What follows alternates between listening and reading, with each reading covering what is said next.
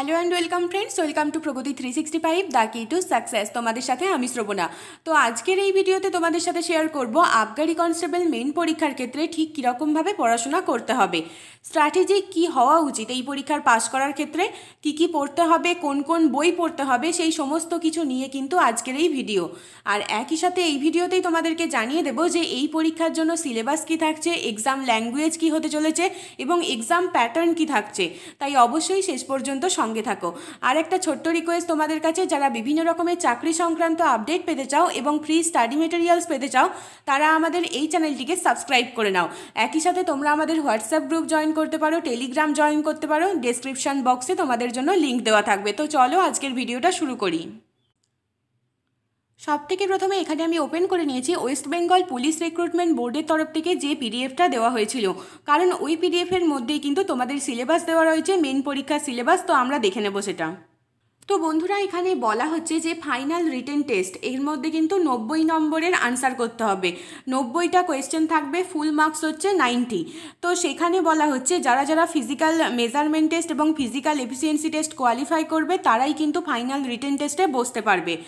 এখানে 90 multiple choice objective type question থাকবে, অর্থাৎ এমসিকিউ থাকবে, যার 4টে করে অপশান থাকবে। এবং এখানে সময় বলা হচ্ছে 1 ঘন্টা 30 মিনিট, 1.5 ঘন্টার মধ্যে কিন্তু এই পরীক্ষাটা দিয়ে দিতে হবে। কোয়েশ্চেন পেপার সেট করা হবে 3টে ল্যাঙ্গুয়েজে, সেটা হচ্ছে বাংলা, নেপালি এবং ইংরেজি। এই 3টে ভাষায় কিন্তু কোয়েশ্চেন পেপার তোমরা পাবে। একই সাথে তোমাদেরকে জানিয়ে রাখি যে ইংরাজির জন্য কিন্তু তোমার কাছে আলাদা কোনো ভাষা থাকছে না, অর্থাৎ ইংরেজিটা কিন্তু ইংরেজিতেই থাকবে। এবার আমরা দেখব যে এখানে কীরকম প্যাটার্ন থাকবে। সবথেকে প্রথমে এখানে বলা হচ্ছে যে general awareness and general knowledge, অর্থাৎ যেটাকে তোমরা সোজা বাংলায় বলো জিকে। তো জিকের ক্ষেত্রে এখানে 30 নম্বর রয়েছে। ইংরাজির ক্ষেত্রে কত রয়েছে? ইংরাজিও 30 নম্বর রয়েছে। অর্থাৎ জিকে এবং ইংরাজি কিন্তু তোমাদের প্রিপারেশন খুব ভালো হতে হবে, কারণ এর মধ্যেই কিন্তু ম্যাক্সিমাম নাম্বারটা রয়েছে 60 নম্বর। এবার আমরা চলে আসব এলিমেন্টারি ম্যাথামেটিক্স, যেটা মাধ্যমিক স্ট্যান্ডার্ডের থাকবে, অর্থাৎ ক্লাস 10th লেভেলের যে মাধ্যমিক স্ট্যান্ডার্ডের যে অঙ্ক, সেটাই কিন্তু তোমাদেরকে করে যেতে হবে এই পরীক্ষার জন্য। 20 নম্বর থাকছে অঙ্কের ক্ষেত্রে এবং সবশেষে থাকছে রিজনিংয়ের ক্ষেত্রে এখানে বলা হয়েছে যে 10 নম্বর রাখা হবে। তো এই হচ্ছে টোটাল এক্সাম প্যাটার্ন। এবার আমরা দেখব যে এখান থেকে ঠিক কীরকমভাবে পড়া উচিত। তার আগে এখানে বলে রাখবো যে নেগেটিভ মার্কিংয়ের ব্যাপারটা। নেগেটিভ মার্কিং বলা হচ্ছে 1/4, অর্থাৎ তুমি যদি 4টে প্রশ্নের আনসার ভুল করো, 4টে প্রশ্নের জন্য কোনো রকম কোনো নাম্বার পাবেই না, তার সঙ্গে সঙ্গে তুমি যে প্রশ্নগুলো সঠিক করেছো সেখান থেকে 1 নম্বর কেটে নেওয়া হবে। এই হচ্ছে নেগেটিভ মার্কিং। তো সর্বোপরি সবথেকে প্রথমে যে অংশটা ছিল ওখানে general knowledge and general awareness, যেখান থেকে বলা হয়েছিল যে 30 নম্বর থাকবে। তো আমরা দেখে নেব যে তার মধ্যে তোমাকে ঠিক কোন কোন পোর্শন পড়তে হচ্ছে, যেগুলো পড়লে তুমি সেফ জোনে থাকবে। তো দেখো, এখানে প্রায়োরিটি ওয়াইজ আমি দেওয়ার চেষ্টা করেছি, তোমরা চেষ্টা করবে সবথেকে প্রথমে ইতিহাসটা কভার করতে। ইতিহাস থেকে কিন্তু ভালো রকম কোশ্চেন থাকে। ইতিহাস, ভারতবর্ষের ভূগোল। তো তোমাদের শুধু ভারতবর্ষেরটুকু পড়লেই হবে, বাইরের ইতিহাস পড়ার কোনো প্রয়োজন নেই, শুধু ভারতীয় ইতিহাস। নেক্সট আসছে ভারতবর্ষের ভূগোল। তো ভারতবর্ষের ভূগোল জানার সাথে সাথে তোমাকে যেটা জানতে হবে, পশ্চিমবঙ্গের উপর স্পেশাল রেফারেন্স দিয়ে তোমাকে কিন্তু পড়ে রাখতে হবে। এটা তোমরা যে কোনো নিচু ক্লাসের বই, ধরো 7, 8, 9 এই সমস্ত বইগুলোর মধ্যে ঘাঁটলেই কিন্তু তোমরা খুব ভালো মতো পেয়ে যাবে।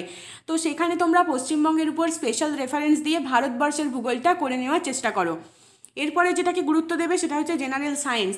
সায়েন্স থেকেও কিন্তু প্রত্যেকটা এক্সামে কোশ্চেন থাকে, এখানেও থাকবে। তো জেনারেল সায়েন্সের মধ্যে কী কী আসছে, তুমি ধরো তোমার এখানে প্রাকৃতিক বিজ্ঞান তুমি যেরকম পড়বে সেরকমভাবেই তোমাকে পড়তে হবে। জীববিজ্ঞান, এই দুটো পোর্শন খুব ভালো করে তোমাকে রেডি করতে হবে। একইভাবে কিন্তু পরিবেশবিদ্যা থেকেও তোমাকে কোশ্চেন রেডি করতে হচ্ছে এই জেনারেল সায়েন্স পোর্শনটাকে কভার করার জন্য। এবং তারপরে চলে আসছে static GK and current affairs. Static GK কোনগুলো? স্ট্যাটিক জিকে হচ্ছে ধরো ভারতের বিভিন্ন রকমের হ্রদ রয়েছে, সেই হ্রদগুলো কোন রাজ্যে রয়েছে সেটা তুমি করলে। তারপরে ভারতবর্ষের বিভিন্ন প্রদেশের লোকনৃত্য রয়েছে, তুমি সেগুলো করলে। ভারতবর্ষের বিভিন্ন নদীর উপরে বাঁধ নির্মাণ হয়েছে, ভারতবর্ষের বিভিন্ন নদীর তীরে অনেক প্রসিদ্ধ শহর গড়ে উঠেছে। এই ধরনের যে কোশ্চেনগুলো, এগুলো কিন্তু এই স্ট্যাটিক জিকের আওতায় চলে আসে। তো সেই স্ট্যাটিক জিকেগুলো তোমাকে কিন্তু কোশ্চেনে আস্ক করা হবে। নেক্সট যেটা আসছে কারেন্ট অ্যাফেয়ার্স। তো কারেন্ট অ্যাফেয়ার্স হচ্ছে সাম্প্রতিক ঘটনাবলী, এগুলো সম্পর্কেও কিন্তু তোমাকে জানতে হবে। আর আরও একটা ব্যাপার, এখানে ভারতীয় সংবিধান এবং অর্থনীতি এখান থেকে খুব কম কোশ্চেন থাকবে, খুব একটা বেশি প্রশ্ন থাকবে না। তো এই পোর্শনটা তোমরা চাইলে অ্যাভয়েড করতেও পারো, কিন্তু এই যে অংশটা, এই অংশটা করে রাখার চেষ্টা করো, তোমাকে জিকে অনেকটাই সেফ জোনে রাখবে এই পোর্শনটা। তো এবার তোমাদের প্রশ্ন হচ্ছে যে তোমরা এইগুলো কোথা থেকে পড়বে, কোন বই থেকে পড়বে। তো দেখো এখানে যেগুলো রয়েছে, ভারতীয় ইতিহাস, ভারতের ভূগোল, জেনারেল সায়েন্স, এই পোর্শনটা কভার করার জন্য সব থেকে ভালো বই হচ্ছে নিচু ক্লাসের বই। ধরো 7, 8, 9, 10 এই ক্লাসগুলোতে যে বইগুলো ছিল এর উপরে, ইতিহাসের উপর, ভূগোলের উপর, বিজ্ঞানের উপর, এগুলো হচ্ছে সব থেকে ভালো বই।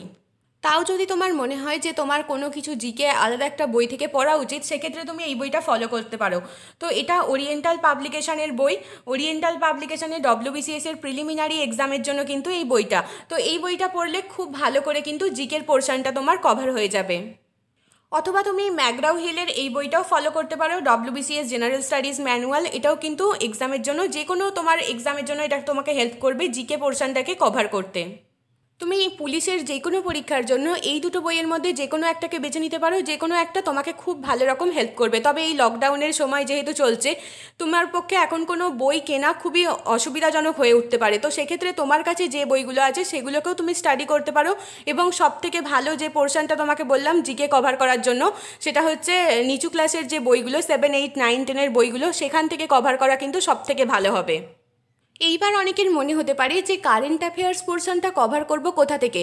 তো কারেন্ট অ্যাফেয়ার্সের জন্য বিভিন্ন রকম তোমরা দেখবে যে সাপ্তাহিক পত্রিকা বেরোয়। সেক্ষেত্রে দেখতে পাচ্ছ তোমরা, আমি রেখেছি একটা স্লাইড তৈরি করে, কর্মক্ষেত্র, কর্মসংস্থান, শিক্ষা, চাকরি এবং খেলা, কাজ, কেরিয়ার, এই ধরনের সাপ্তাহিকগুলো কিন্তু তোমাকে খুব সাহায্য করবে। তো এগুলোর দামও খুব একটা বেশি নয়। তো এর মধ্যে যে কোনো একটাকে তুমি বেছে নিতে পারো এবং এখান থেকে তুমি কারেন্ট অ্যাফেয়ার্স কিন্তু রেগুলার আপডেট করতে থাকো। সেক্ষেত্রে এটা তোমাকে পরীক্ষায় খুবই সাহায্য করবে। আর অ্যাচিভার্স মাসিক পত্রিকা তুমি ইউজ করতে পারো, সেখান থেকেও কিন্তু তোমাকে কারেন্ট অ্যাফেয়ার্স তোমাকে সাহায্য করবে। এছাড়াও এর মধ্যে তোমরা যে অংশগুলো পাবে সেটা হচ্ছে নিয়মিত প্র্যাকটিস সেট। এখানে কিন্তু প্রচুর প্র্যাকটিস সেট বেরোয়। রোজ যদি তুমি প্র্যাকটিস করতে থাকো, সেটা কিন্তু তোমাকে এক্সামের জন্য খুব ভালো একটা পজিশনে রাখবে। তো সেই প্র্যাকটিস সেটগুলো রোজ করতে পারলে খুব উপকার হয় পরীক্ষার ক্ষেত্রে। এবার প্রশ্ন হচ্ছে যে কারেন্ট অ্যাফেয়ার্সের কোন পোর্শনগুলো তোমরা পড়তে পারো এক্সামের জন্য। তো সেক্ষেত্রে দেখো, এই কয়েকদিনে তোমরা যদি লক্ষ্য করো, প্রচুর পরিমাণে প্রকল্প অ্যাপ কিন্তু বেরিয়ে গেছে। যেহেতু এখন কোভিড-19 চলছে, তো সেই জন্য কিন্তু প্রচুর লকডাউন হচ্ছে, আর সেই জন্য অ্যাপও কিন্তু প্রচুর বেরিয়েছে। তো সেই ইম্পর্টেন্ট অ্যাপগুলোর নাম কিন্তু তোমাকে মনে রাখতে হবে, এবং কোনটা কিসের জন্য অ্যাপ সেগুলোও তোমাকে খেয়াল রাখতে হবে। প্রকল্প, অ্যাপ, পোর্টাল এবং পরিষেবা, এইগুলোর উপরে কিন্তু তোমাকে একটা ইম্পর্টেন্ট কালেকশন তৈরি করে রাখতে হবে। কোথায় কোন সামিট হচ্ছে, কোথায় কোন বৈঠক হচ্ছে, অধিবেশন, উৎসব, এগুলোও কিন্তু কারেন্ট অ্যাফেয়ার্সের একটা important topic. Index, report, study বা র্যাঙ্কিং, ধরো এই ইন্ডেক্স বা রিপোর্ট এগুলো কিন্তু প্রত্যেক সময়ে কিছু না কিছু সময়ে প্রকাশিত হচ্ছে। সেই অনুযায়ী ভারতের স্থান কত, তোমার রাজ্যের স্থান কত, কোন রাজ্য বা কোন দেশ টপ করছে, এগুলো কিন্তু এক্সামের জন্য খুব দরকারি। এইগুলো হচ্ছে কারেন্ট অ্যাফেয়ার্সের একদম একদম খুব গুরুত্বপূর্ণ জায়গা। নেক্সট হচ্ছে প্রতিরক্ষা। তোমরা দেখবে যে বিভিন্ন সময়ে বিভিন্ন রকম কিন্তু এক্সাইজের মহড়া হয়, তারপরে প্রতিরক্ষা বাহিনীর মহড়া, এরকম তোমরা দেখতেই থাকবে। তো সেই মহড়াগুলোও কিন্তু এক্সামের জন্য গুরুত্বপূর্ণ। নৌ মহড়া, সেনা মহড়া, এগুলো খুব জরুরি। গুরুত্বপূর্ণ দিবস বা সপ্তাহ, কোনো না কোনো দিন, কোনো ইম্পর্টেন্ট ডে। তো এই কদিন আগে আমরা দেখেছি যে ইন্টারন্যাশনাল নার্স ডে গেল, সেরকমভাবেই কিন্তু বিভিন্ন দিন কিন্তু গুরুত্বপূর্ণ। আর তার জন্য তোমাকে আরও এক্সট্রা যেটা করতে হবে সেটা হচ্ছে এই দিনটার থিম কী রয়েছে এই বছরের জন্য। তুমি মোটামুটি ধরে রাখো যে প্রত্যেকটা পরীক্ষার ক্ষেত্রে তুমি যদি অন্ততপক্ষে 7-8 মাসের কারেন্ট অ্যাফেয়ার্স আপডেট রাখো, তাহলে কিন্তু তুমি সেফ জোনে রয়েছো কারেন্ট অ্যাফেয়ার্সের ক্ষেত্রে। তো বই, লেখক, মৌ চুক্তি, ব্যবসা বাণিজ্য, তারপর এগুলোর উপরে কিন্তু তোমাকে রেডি করতে হবে। পুরস্কার এবং সম্মান, ভেরি ভেরি ইম্পর্ট্যান্ট একটা টপিক, পুরস্কার এবং সম্মান। দেখবে প্রত্যেকটা পরীক্ষাতেও পুরস্কার এবং সম্মান নিয়ে কোশ্চেন কিন্তু থাকেই থাকে। আরও একটা যেটা খুব জরুরি জায়গা, সেটা হচ্ছে খেলাধুলার উপরেও কোশ্চেন থাকে। এবার দ্বিতীয় গুরুত্বপূর্ণ যে অংশটা রয়েছে সেটা বলবো, সেটা নিয়ে বলবো, সেটা হচ্ছে 30 মার্কস ইংলিশ থেকেও থাকবে। তো ইংলিশ এখন থেকে রেডি করা খুব জরুরি, কারণ পরীক্ষার আগে আগে গিয়ে কোনোভাবেই ইংলিশ রেডি করা সম্ভব নয়। তো সেক্ষেত্রে ইংলিশকে দুটো ভাগে ভাগ করেছি, একটা হচ্ছে ইংলিশ গ্রামার আর একটা হচ্ছে ইংলিশ ভোকাবুলারি। দুটোই টেস্ট করা হয় যে কোনো পরীক্ষাতে। তো ইংলিশ গ্রামারের ক্ষেত্রে কোন পোর্শনগুলো করা যেতে পারে? Parts of speech. Parts of স্পিচের ক্ষেত্রে নাউন, প্রোনাউন, অ্যাডজেক্টিভ, ভার্ব, এরকম 8টা পার্টস অফ স্পিচ রয়েছে। তো তার উপরে কোয়েশ্চেন করা যেতে পারে। তো এগুলো কিভাবে আসবে? এগুলো আসবে অনেকটা এরর কারেকশানের মতন করে, অর্থাৎ 4টে পার্ট থাকবে, তার মধ্যে কোন পার্টটা এরর সেটা খুঁজে বার করতে হবে। সো গ্রামাটিক্যাল এররগুলো খুঁজে বার করার ক্ষেত্রে কিন্তু এটা খুব চাপ হয়ে যায়, কারণ 4টে পার্ট কিন্তু খুব কাছাকাছি থাকে। তো কনসেপ্ট না ক্লিয়ার থাকলে সেই জায়গাটা কভার করা ভীষণ মুশকিল। ন্যারেশন চেঞ্জ, ভয়েস চেঞ্জ এবং টাইম অ্যান্ড টেন্স, এই পোর্শনগুলো থাকবে গ্রামারের প্রশ্ন। আর ইংলিশ ভোকাবুলারি কিভাবে থাকবে? ইংলিশ ভোকাবুলারি থাকবে সমার্থক শব্দ বা সিনোনিমস, অ্যান্টনিমস বা বিপরীত শব্দ, ওয়ান ওয়ার্ডস বা এক কথায় প্রকাশ, ইডিয়মস বা প্রবাদ প্রবচন এবং আদার কিছু ভোক্যাবস রেডি করে রাখতে হবে, যেগুলো কিভাবে থাকবে? ফিল ইন দ্য ব্ল্যাঙ্কসের মতন করে থাকবে। তোমার কাছে 4টে অপশান থাকবে, বলবে fill in the blanks with appropriate words. তো তোমাকে সঠিক ওয়ার্ডটা খুঁজে নিয়ে ওই জায়গাটাকে পূরণ করতে হবে। তো এইভাবেই কিন্তু ইংলিশ ভোকাবুলারিটা থাকবে।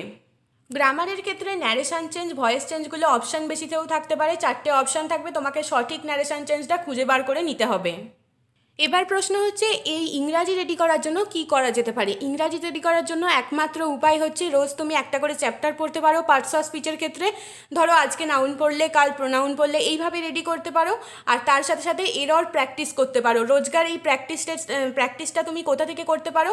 দেখলে তোমাকে পেপারের অনেকগুলো নাম বললাম, সেক্ষেত্রে কর্মক্ষেত্র, কর্মসংস্থান, এই পেপারগুলোর নাম বললাম, অ্যাচিভার্সের কথা বললাম, ওখানে পাবে তোমরা প্র্যাকটিস সেট। সেই প্র্যাকটিস সেটটা তুমি যখন রোজ প্র্যাকটিস করবে, সেখান থেকে কিন্তু খুব সহজেই তুমি রোজ দিন যখন প্র্যাকটিস করতে থাকবে, তোমার একটা ক্লিয়ার কনসেপ্ট হয়ে যাবে যে কিভাবে এরর কানেকশন করতে হয়, কিভাবে ভোকাবুলারির ক্ষেত্রে ফিল ইন দ্য ব্ল্যাঙ্কস করতে হয়। তো তার জন্য তোমরা আরিহান্তের এই বইটা ফলো করতে পারো, অবজেক্টিভ জেনারেল ইংলিশ, যেখানে খুব সুন্দর করে প্রচুর ভোক্যাবসের কালেকশন রয়েছে এবং তার সঙ্গে সঙ্গে গ্রামারের চ্যাপ্টারগুলোও খুব সুন্দর করে কভার করা রয়েছে। তো এই বইটা মোটামুটিভাবে ফলো করলে খুব উপকার হবে এক্সামের জন্য। অথবা তোমরা অবজেক্টিভ জেনারেল ইংলিশ, যেটা আর.এস. আগরওয়ালের রয়েছে, এটাও ফলো করতে পারো। এটাও ভীষণ ভালো একটা বই। তবে এই লকডাউনের সময় তুমি যদি বই না পাও, সেক্ষেত্রে তোমার কাছে যে বইটা আছে তুমি কিন্তু রোজ ওখান থেকে রেডি করতে থাকো, সেক্ষেত্রেও কিন্তু এক্সামের জন্য তোমার ভালো হবে প্রিপারেশনটা।